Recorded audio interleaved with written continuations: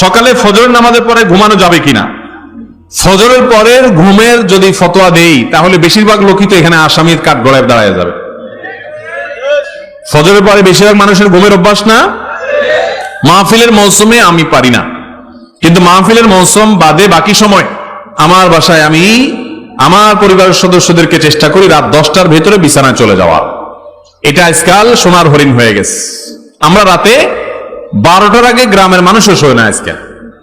যদি বিছানায় যাইও আমরা 11টায়, 1 ঘন্টা আমরা মোবাইলে মুনাজাত করি। মোবাইলের মুনাজাত বুঝেননি আপনারা? এই দুই হাতে বসে ফেসবুক ইউটিউব টিপতেছেন, দেখতেছেন, মনে হয় যে আপনি মুনাজাত করতেছেন শুয়ে শুয়ে।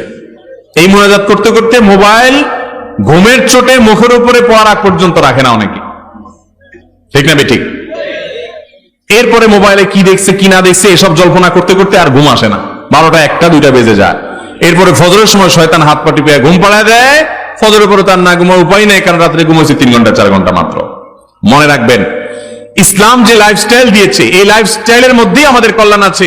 করোনা যখন, প্যান্ডামিক যখন চরম পর্যায়ে, তখন একটা তথ্য আমাদের মাঝে প্রচুর পরিমাণে শেয়ার হয়েছে যে শরীরের রোগ প্রতিরোধ ক্ষমতা বৃদ্ধি করা ছাড়া করোনার থাবা থেকে বাঁচা কঠিন। তাহলে রোগ প্রতিরোধ ক্ষমতা কিভাবে বৃদ্ধি করা যাবে? তার জন্য অনেক আমলের কথা, অনেক করণীয় কথা ডাক্তার সাহেবরা আমাদেরকে বাতাইছেন। এর ভিতরে একটা করণীয় হলো রাতে তাড়াতাড়ি ঘুমানো। রাত 10টা থেকে 2টার যে ঘুম, এই ঘুমটা আমাদের বডিতে ইমিউন এবং রোগ প্রতিরোধ ক্ষমতাকে শক্তিশালী করে। তো নবীজি সাল্লাল্লাহু আলাইহি সাল্লাম এই জন্যই তো বলেছেন যে রাতে এশার নামাজের পরে আর আলাপ সালাপ নয়। এই যে ওয়াজ মাহফিল আমরা করি, এই মাহফিলগুলো গভীর রাত পর্যন্ত করা, এটাও সুন্নাহ পরিপন্থী কাজ। যত দ্রুত সম্ভব মাহফিল শেষ করা উচিত, কারণ রাতে দেরি করে মাহফিল থেকে গেলে ফজর নামাজ পড়তে কষ্ট হবে, ফজর পরে আবার ঘুমানো লাগবে। ফজরের পরে ঘুমানোটা হারাম না, ফজরের পরে ঘুমাইলে বড় কোনো গুনাহ হবে না, কিন্তু এটা অনুচিত অনুত্তম কাজ, সুন্নাহর খেলাফ কাজ। অনেক উলামা ইকরাম মাকরুহ বলেছেন। নবী করিম সাল্লাল্লাহু আলাইহি সাল্লাম ফজরের পরে ঘুমাইতেন না, তিনি দোয়া করছেন আল্লাহুম্মা বারিক লি উম্মতি ফি বুকুরিহা। নবীজির দোয়া কাদের জন্য?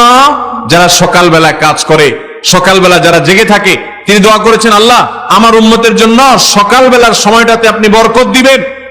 এই জন্য যে ছাত্র সকালে পড়ে, যে ব্যবসায়ী সকালে ব্যবসা করে, যে কর্মজীবী সকালে কাজ করে, তার জীবনে বরকত নেমে আসে। দুপুরে ঘুমের কথা নবীজি সাল্লাল্লাহু আলাইহি সাল্লাম বলেছেন। এখন আমাদের সমাজে দুপুরে ঘুম নেই, সকালে ঘুম আছে। যখন ঘুমানো যাবে না তখন আমরা ঘুমাই, যখন ঘুমাইতে বলে তখন আমরা জেগে থাকি। অর্থাৎ কোরআন হাদিস যা বলে হুবহু তার উল্টা করি। এই জন্য আমাদের দুনিয়ার জীবনে উন্নতি নাই।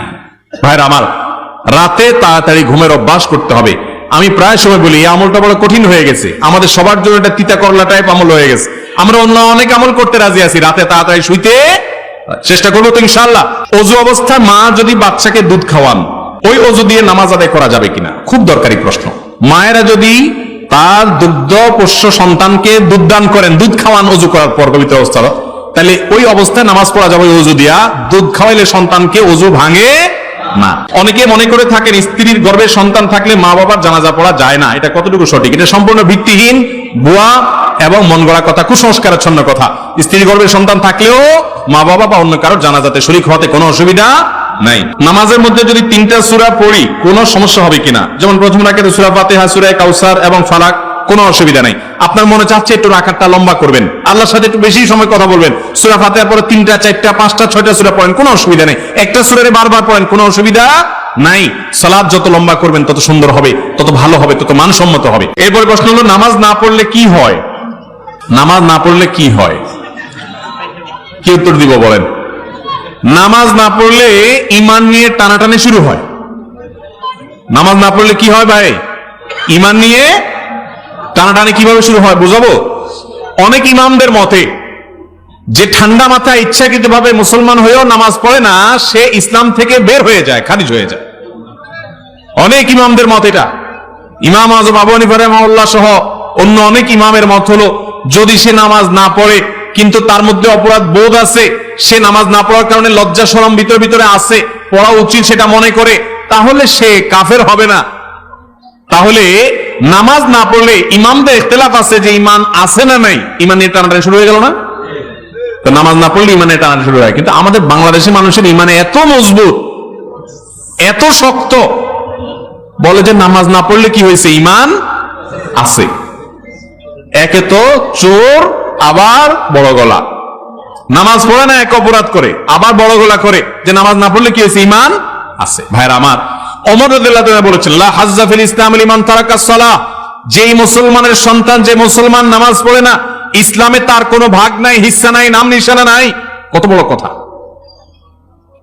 সাহাবা ইকরাম তাদের যুগে বেনামাজিকে কাফের মনে করতেন, যে মসজিদে আসে তাকে নামাজি বলতেন, যে মসজিদে আসে না সে বেঈমান, কারণ তখন কোন মুসলমান মসজিদে না এসে থাকতো না, এমনকি মুনাফিকও মসজিদে আসতো।